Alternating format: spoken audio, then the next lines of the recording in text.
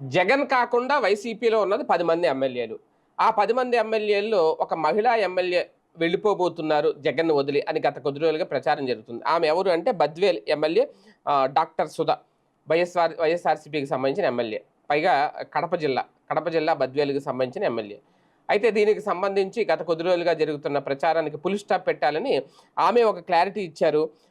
ఎట్టి పరిస్థితుల్లో జగన్‌ని వదిలి వెళ్ళే ప్రసక్తే లేదు అంటూ తేల్చి చెప్పేశారు.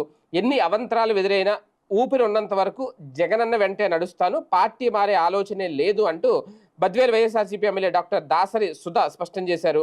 ఇటీవల ఎక్కువగా దాసరి సుధా రాజీనామా చేయబోతున్నారు, లేదంటే దాసరి సుధా తెలుగుదేశం పార్టీ వైపు చూస్తున్నారు అని ప్రచారం జరుగుతున్న నేపథ్యంలో ఆమె ఈ క్లారిటీ అయితే ఇచ్చారు. అంతేకాదు తన భర్త దివంగత ఎమ్మెల్యే డాక్టర్ వెంకట సుబ్బయ్యతో పాటు తన కుటుంబానికి తొలి నుంచి మహానేత వైఎస్ రాజశేఖర రెడ్డి అంటే ఎనలేని అభిమానం.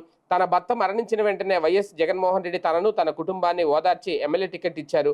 తన గెలుపు కోసం కడప ఎంపీ వైఎస్ అవినాష్ రెడ్డి అలాగే ఎమ్మెల్సీ డీసీ గోవింద్ రెడ్డి కృషి చేశారు. తనను ఓ సోదరిలా భావించి అన్ని రకాలుగా ప్రోత్సహించారు.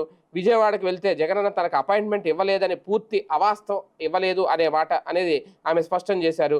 అంతేకాదు విజయవాడ ఎప్పుడు వెళ్ళినా అపాయింట్మెంట్ దొరుకుద్ది, జగన్ ఆప్యాయంగా పలకరిస్తారు అని కూడా క్లారిటీ ఇచ్చారు.